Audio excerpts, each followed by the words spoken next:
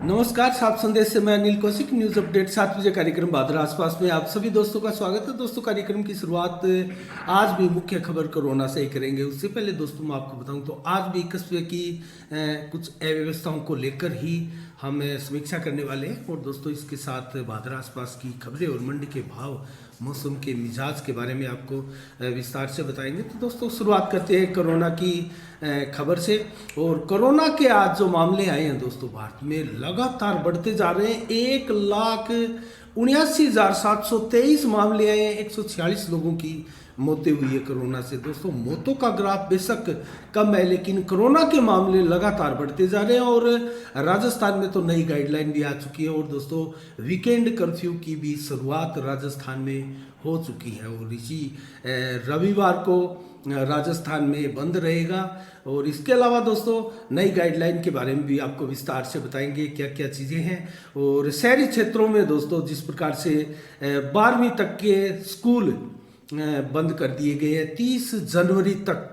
और इसके अलावा दोस्तों, रेस्टोरेंट 50% सीटों पर बैठकर ही खाना खिला सकेंगे, ऐसी भी गाइडलाइन आ चुकी है। और सभी दुकानें बाजार में रात्रि को 8 बजे तक खुली रह सकेगी, उसके बाद में बंद करना होगा। और शादी समारोह में भी दोस्तों 50 और गाँव की जो शादी समारोह है दोस्तों, वहाँ 100 और शहरों में 50 तक व्यक्ति की अधिकतम सीमा निर्धारित इस गाइडलाइन में कर दी गई है। तो कुल मिला के दोस्तों, ये नई गाइडलाइन है। और मैं आपको जल्दी से बताऊं तो दोस्तों, महाराष्ट्र में 44,388 मामले आए, तमिलनाडु में 12,875, पश्चिम बंगाल में 24,287, दिल्ली में 22,751, जबकि कर्नाटक में 12,000, उड़ीसा में 4714, झारखंड में 3444, गोवा में 1922, उत्तराखंड में 1314, केरल में 6238, बिहार में 5022, जबकि उत्तर प्रदेश में 7600 के लगभग मामले आए। और गुजरात में 6275 के मामले आए। और हरियाणा में दोस्तों 5166 मामले आए। और राजस्थान में भी 5660 मामले आए। तो कुल मिला के ये प्रमुख राज्य हैं दोस्तों जहां कोरोना के मामले हैं। और आज दोस्तों 10 जनवरी को क्या विशेष दिवस है? हिंदी दिवस पूरे विश्व में आज के दिन मनाया जा रहा है दोस्तों। विश्व हिंदी दिवस के रूप में 10 जनवरी को मनाया जाता है। और 10 जनवरी को आज ही के दिन 1975 को नागपुर में प्रथम हिंदी सम्मेलन का आयोजन किया गया था दोस्तों। उसके बाद में लगातार जो हिंदी दिवस के रूप में इसको मनाते आ रहे हैं। और इसके अलावा दोस्तों, आज पद्म नारायण राय हिंदी के निबंधकार और साहित्यकार है दोस्तों। उनका 1908 में आज के दिन जन्म दिवस है। तो ये भी बहुत महान शख्सियत रहे हैं। और ऋतिक रोशन फिल्मी अभिनेता जो है, 1974 को आज ही के दिन उनका भी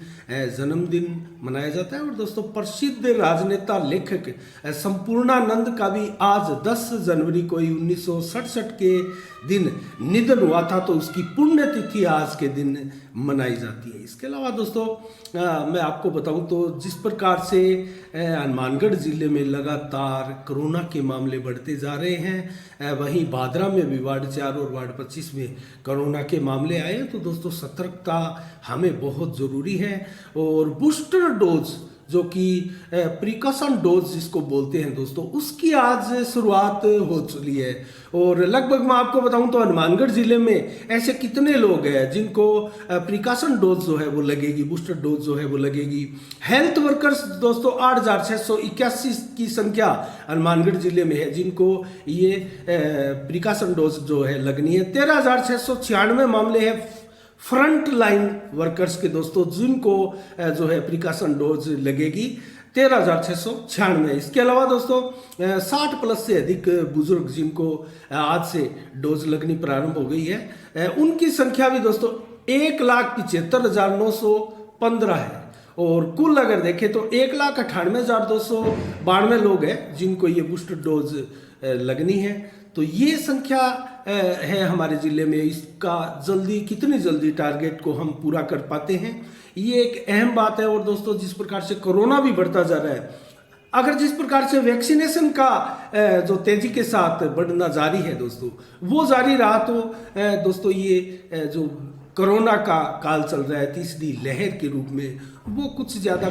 नहीं कर पाएगा और हमें सावधानियां ज़रूर बरतनी है। इसको लेकर प्रशासन बार बार अभियान भी चलाए हुए हैं और जागरूक करने के लिए एक जागरूकता रैलियों का भी आयोजन हर उपखंड कार्यालय में लगातार किया जाता रहा है। तो दोस्तों इसके अलावा हम आसपास की खबरों का जिक्र करें तो जनाना, मेहराना, बांबलवास, निनाण गांवों का एक संयुक्त सामान्य ज्ञान प्रतियोगिता दोस्तों सौवाला गांव में कल आयोजित की गई और जल संरक्षण अभियान के तहत हनुमानगढ़ के ये अभियान काफ़ी लंबे समय से चल रहा है दोस्तों। इसके तहत भादरा ब्लॉक के वीर सावरकर नव युवक मंडल और श्री राम सामाजिक संस्था सौवाला की जो है स्वामी विवेकानंद सेवा समिति मुंसरी की इनके संयुक्त तत्वाधान में ये प्रतियोगिता आयोजित की गई दोस्तों। इसमें 80 प्रतिभागियों ने लगभग भाग लिया और प्रथम स्थान पर होशियार सिंह जनाना के रहे, जबकि सेकंड संजय छिंपा सौवाला के और तीसरे स्थान पर संयुक्त रूप से रितु और विजेंद्र मेरिया रहे दोस्तों सौवाला के। इसके अलावा इनको सम्मान और प्रतीक चिन्ह देकर इनका सम्मान किया गया और दोस्तों इस दौरान राकेश भाकर, नवीन भाकर और मनीष कुमार जो कि इन संस्थाओं के प्रमुख भी है दोस्तों, उन्होंने जल संरक्षण के बारे में छात्र छात्राओं को संबोधित किया और अच्छी बातें भी बताई, ज्ञानवर्धक बातें भी बताई। इस अवसर पर दोस्तों संस्था उपाध्यक्ष सहित सुरेंद्र शर्मा सहित जयलाल छिंपा, हनुमान छिंपा, निरंजन कुमार, प्रीतम छिंपा, अंकित छिंपा और दीपचंद शर्मा के अलावा राम बड़सर, अंकित मेरिया और राजेश मुंसरी, जयदीप थालोड़ मुंसरी, मुकेश छिंपा, विक्रम बाजिया, अनिल माडिया के अलावा अनेकों कार्यकर्ता इस अवसर पर उपस्थित भी रहे। इसके अलावा दोस्तों 65 वर्षीय गोपीराम वर्मा भादरा के वरिष्ठतम पत्रकार है दोस्तों, उनका आज जन्म दिवस था और उन्होंने अपने जन्म दिवस पर पौधारोपण करके इसको मनाया।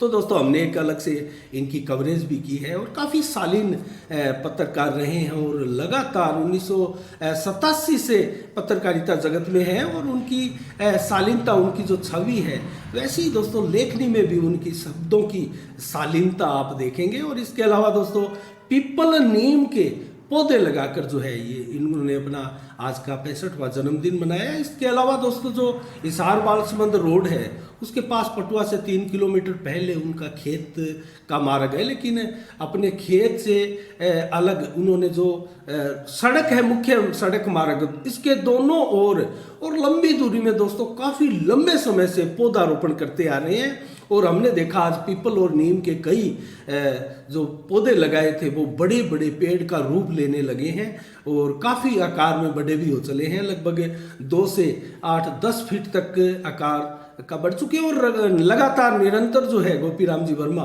अपने लगाए हुए पौधों को संभालते भी हैं और जब भी खेत जाते हैं तो अपने पौधों को भी संभालते हैं जो नए लगाए हैं और दोस्तों काफ़ी धार्मिक व्यक्ति हैं। इनके अलावा दोस्तों सुशील खजोतिया का भी आज जन्मदिन मनाया गया और उन्होंने अपना जन्मदिन जो है दोस्तों जो कल्याण भूमि क्षेत्र में शिव वाटिका बनाई गई है दोस्तों सुशील गुप्ता द्वारा, जो कि भामाशाह है भादरा के, उनके अथक प्रयासों से दोस्तों इतना शानदार दार्शनिक स्थल बनाए गए हैं। वहाँ प्रत्येक तरह के आपको फूलों के पौधे मिलेंगे और फूलों से जगमगाहट एक प्रकार से घाटिका सा रूप ले आपको जम्मू कश्मीर का सा एहसास होगा इस शिव वाटिका को देखने पर। तो इतनी शानदार शिव वाटिका में जो है 201 सर्द मौसम के फूलों के पौधे लगाकर सुशील खजोतिया ने भी अपना जन्म दिवस मनाया, जिनकी विस्तार से कवरेज हम आपको ज़रूर दिखाएंगे शिव वाटिका की। और इसके अलावा दोस्तों सुशील खजोतिया जो है गणेश युवा क्लब के भी अध्यक्ष हैं लंबे समय से और इसके अलावा पर्यावरण मित्र संस्थान से भी जुड़े हुए और पौधारोपण अभियान में निरंतर अग्रणी भूमिका निभाने वाले हैं और अनेकों लोगों द्वारा वहाँ इनके जन्म दिवस के अवसर पर पौधारोपण अभियान चलाया गया दोस्तों। इसके अलावा अन्य खबरों का रुख करें तो आज से दोस्तों स्थानीय कृषि विभाग जो है टोकन प्रणाली से किसानों को जो है यूरिया खाद बांटी जाएगी। दोस्तों ये निर्णय लिया गया है क्योंकि पिछले काफ़ी दिनों से जिस प्रकार से किसानों ने आरोप लगाए और धरना प्रदर्शन भी किए, रास्ते तक जाम किए यूरिया की किल्लत को लेकर दोस्तों, और जो टोकन दिए गए थे उसके बाद में उन किसानों को जब यूरिया नहीं मिली तो उनके खेतों में दोस्तों फसलें प्रभावित हो रही थी। तो ऐसे में ये कृषि विभाग द्वारा दोस्तों डॉक्टर राजपाल झांझड़िया जो कि सहायक कृषि निर्देशक भी है, उन्होंने ये तरीका निकाला है और टोकन के बगैर जो है किसानों को यूरिया नहीं दी जाएगी और टोकन प्रणाली से ही किसानों को यूरिया दी जाएगी। तो इसके अलावा दोस्तों हम मंडी के भाव और मौसम का मिजाज भी आपको बताएंगे। मंडी के भाव और मौसम का मिजाज बताने से पहले दोस्तों हम आज भादरा के ही कुछ समस्याओं पर, व्यवस्थाओं के ऊपर हम आज की चर्चा शुरू करते हैं। दोस्तों जो पिछले काफ़ी 3-4 न्यूज़ें हम लगातार आपको समाचार वो दिखा चुके हैं, जो सामुदायिक स्वास्थ्य केंद्र के आगे जो बड़ा सा दोस्तों गड्ढा रूपी जो छोड़ रखा है सीवरेज कंपनी के ठेकेदारों द्वारा, जिस पे सड़क बननी थी दोस्तों, वो आज बना दिया गया है। उसकी दोपहर को भी हमने एक कवरेज की थी, किस प्रकार से लंबा जाम कस्बे में लगा था। तो उसको लेकर एक सकरी सी छोटी सी जगह है 8 से 9 फुट की, और वहां से आवागमन जो है सुचारू था मुख्य बाजार से होकर जाने वाले वाहनों का। तो दोस्तों वो पर्याप्त नहीं थी जगह, और इसको लेकर लंबा जाम आज भी देखा गया और रोजाना लगातार जो है कमोबस ये जाम की स्थिति बनती है। और हमने जो आपको एक वीडियोज के माध्यम से जो जाम दिखाया था दोस्तों, वो जाम की स्थिति लगभग 5 से 10 बार रोजाना कस्बे में बनती है और रेगुलर ऐसा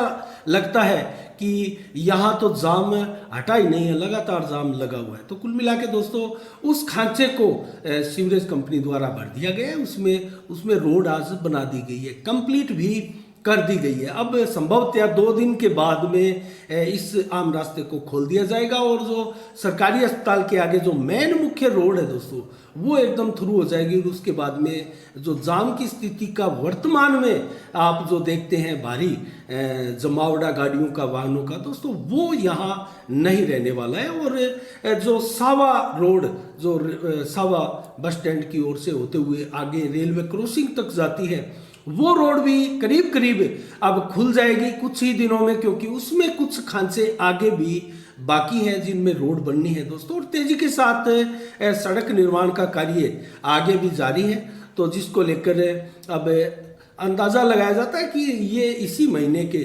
जनवरी महीने के अंतिम सप्ताह तक सावा रोड बिल्कुल थ्रू हो जाएगा, रेलवे क्रॉसिंग तक, जो सावा फाटक है वहाँ तक। तो कुल मिला के लोग राहत की सांस लेंगे और दुकानदार भी दोस्तों काफ़ी परेशान है, व्यतीत है, क्योंकि उनके पास में भी ग्राहक नहीं है। पिछले 2 से 3 महीने तक ये रोड जाम है, ये ब्लॉक है दोस्तों, यहाँ से आवागमन जो है वो नहीं हो पा रहा है। तो इसके चलते जो है काफ़ी लोग भी परेशान हैं और आवागमन करने वाले वाहनों को भी काफ़ी समस्याओं से गुजरना पड़ता है।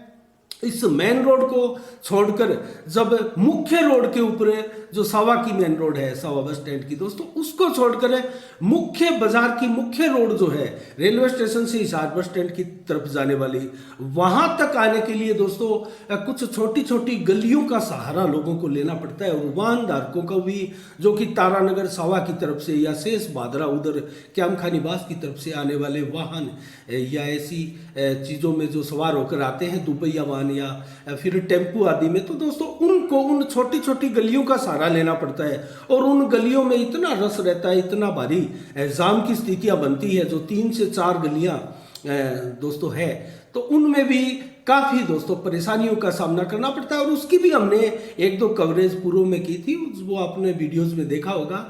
तो लगभग इस जनवरी तक तो ये स्थितियां जारी रहेगी। मुख्य रोड पर जरूर 2 दिन में लोग रात की सांस लेंगे, लेकिन सावा बस स्टैंड का जो थ्रू होने का मामला है दोस्तों, ये जनवरी के अंत तक ही जाकर होगा।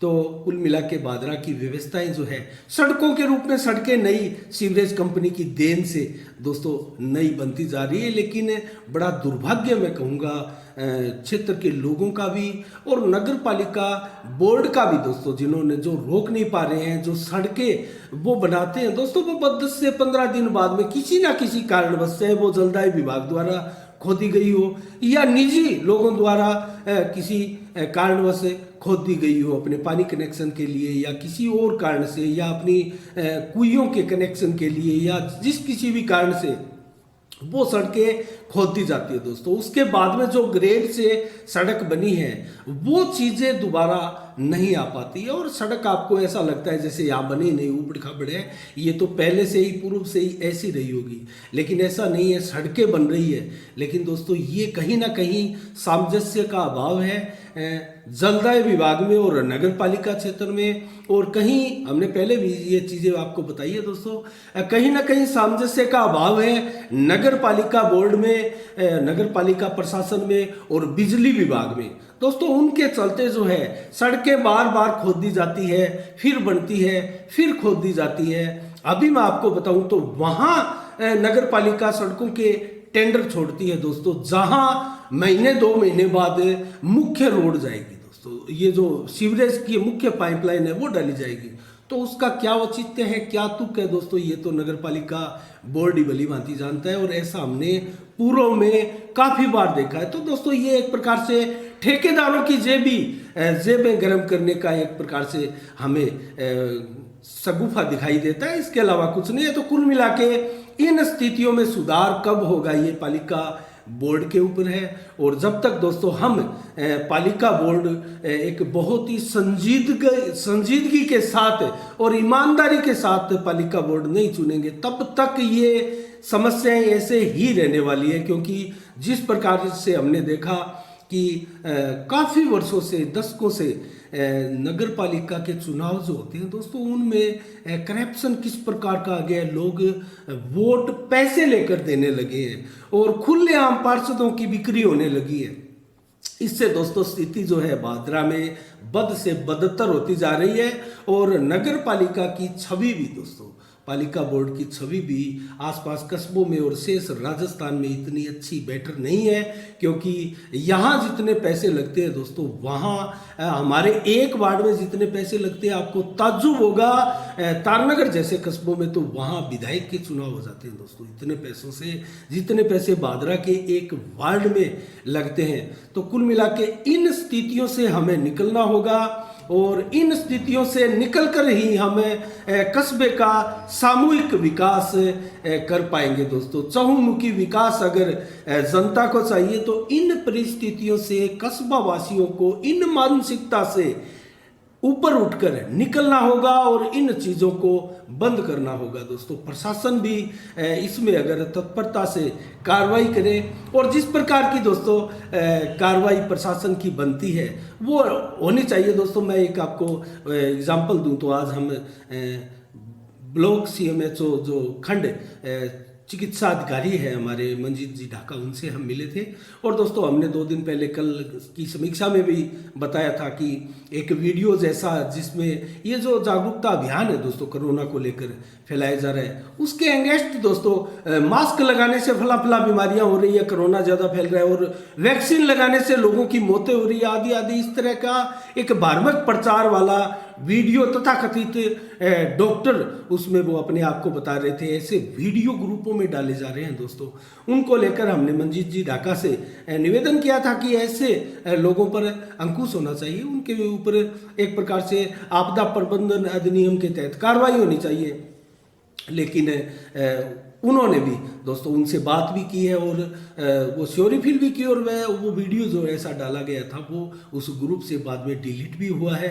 तो कुल मिला के एक ऐसी गाइडलाइन इसके बारे में एक वार्निंग हमारे SDM महोदया की तरफ से जारी होनी चाहिए ताकि किसी भी व्हाट्सएप ग्रुप में इस प्रकार का भ्रामक प्रचार ना हो और अगर कोई करता पाया गया तो उसके विरुद्ध दोस्तों कानूनी कार्रवाई होनी चाहिए ताकि जो जन जागरूक अभियान प्रशासन की तरफ से चलाया जाता है और लोगों में जागरूकता फैलाई जाती है उस जागरूकता को मिनटों में दोस्तों धज्जियां उड़ाने वाली बात है ये। तो जो जिस प्रकार के वीडियोज कुछ असामाजिक लोगों द्वारा डाले जाते हैं ऐसे लोगों को असामाजिक ही कहना पर्याप्त रहेगा। तो कुल मिला के इन चीज़ों से हमें उबरना होगा, ऐसी मानसिकताओं से हमें उबरना होगा और कस्बे के चहुमुखी विकास के लिए दोस्तों हमें ये जो खरीद फरोख्त का जो पिछले काफ़ी लंबे समय से 1 दशक से ज़्यादा समय से जो सिलसिला चल रहा है उसको हमें कहीं ना कहीं अब बंद करना होगा और इसके लिए हमें संकल्पित होना होगा और सभी को एक साथ संकल्प लेना होगा कि इस बार हम अपने वार्ड से ये शुरुआत करने जा रहे हैं कि आने वाले समय में हम जो पार्षद प्रतिनिधि अपने वार्ड से चुनने जा रहे हैं या चुनेंगे वो ऐसा चुनेंगे जो काम करने वाला हो, पढ़ा लिखा हो, काबिल हो, ईमानदार हो और राजनीति का जानकार हो, कम से कम बोल सकता हो, आवाज़ बुलंद करने वाला हो और समस्याओं को सिरे से उठाकर उनको ठीक करवाने वाला हो, पालिका बोर्ड में सदन पटल पर वार्ड की समस्याओं को उजागर करने वाला हो और बुलंद आवाज़ के साथ